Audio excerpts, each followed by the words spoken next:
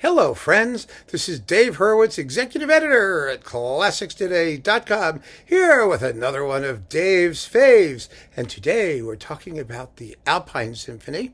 And my favorite is not going to be the one most people would expect, which is like Herbert von Karajan or, some big Straussy person like Kempe or one of those people. No, it is not.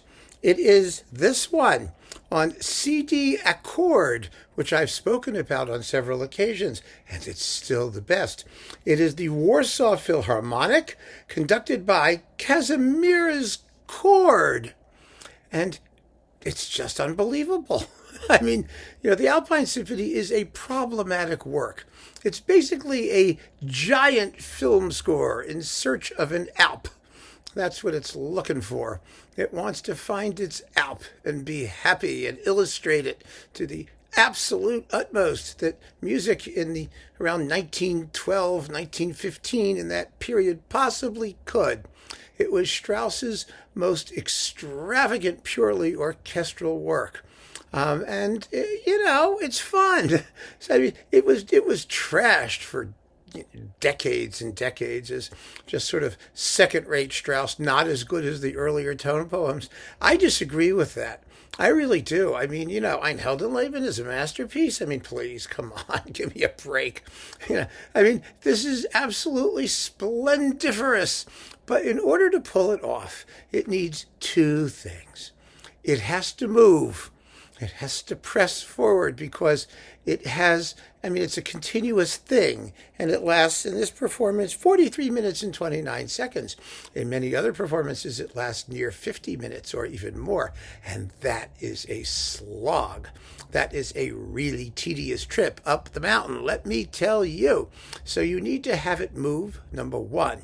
Number two, you need to play the living crap out of the storm.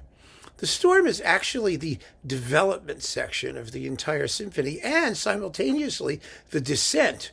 What most people don't realize is that the way it works is that all the other episodes get mixed up in the storm so that you don't have to go through them again on the way down. You basically just get shoved down on your ass and it's over.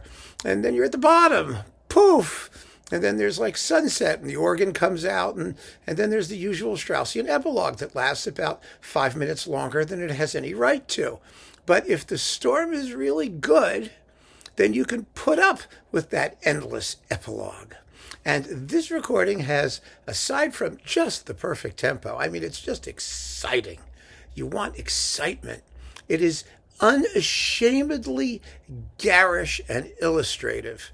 Which, one of the problems with performances of this piece, because it's another one of Strauss's, sort of inspired by Nietzsche works, actually. In this case, Nietzsche's The Antichrist. But the bottom line is, it's not philosophical. It's just pictorial, and you have to just milk it for everything you can possibly get out of it. And you can't be ashamed. There's no point in getting 120, 130 people on the stage and having them blast their lungs out and saw their strings to ribbons if you're going to be ashamed. The piece is absolutely shameless. It's beyond shame. And if the conductor and the performers try to make something profound and deep out of this, which it certainly isn't, then the result is tedious and pretentious and bombastic but on the other hand, if they're just out there to have a great time and take a swing at the thing, it can be marvelous. And that's what it is here. Absolutely, totally marvelous. The storm is the best storm you've ever heard in your life. It is extraordinary. It will absolutely blow your mind. The other thing about this recording that's so marvelous isn't just that the playing is really great and the conducting is really fine and the shaping and intent is all what it ought to be. The sonics are amazing. This is one of those set up the microphones in front of a huge orchestra in a beautiful hall and just let it happen. And it happens. It truly, honest to goodnessly happens. And when I first heard this, I had no expectations, of course, because, you always hope that you're going to find a recording from an unusual source, that isn't one of the top, expected things, and it's going to be just amazing and dazzling. And 99.9% of the time, it isn't. 99.9% of the time, a provincial or less than first tier performance is less than first tier. I mean, these things are relatively predictable, but every so often something special comes along, and this was the something special that came along in the history of the Strauss Alpine Symphony discography. It is extraordinary, and I cannot recommend it strongly enough to you, but if you don't want it, it's mine. Like all of these Dave's Faves, it's mine. I will just happily keep it to myself and enjoy it till my dying day, because it is that fabulous. It really is. So, once again, it's the Warsaw Philharmonic under Kazimierz chord doing Strauss's Alpine Symphony, and the label is CD Accord, not Accord. It's CD Accord. It's a different label. It's a different label, and it is just amazing.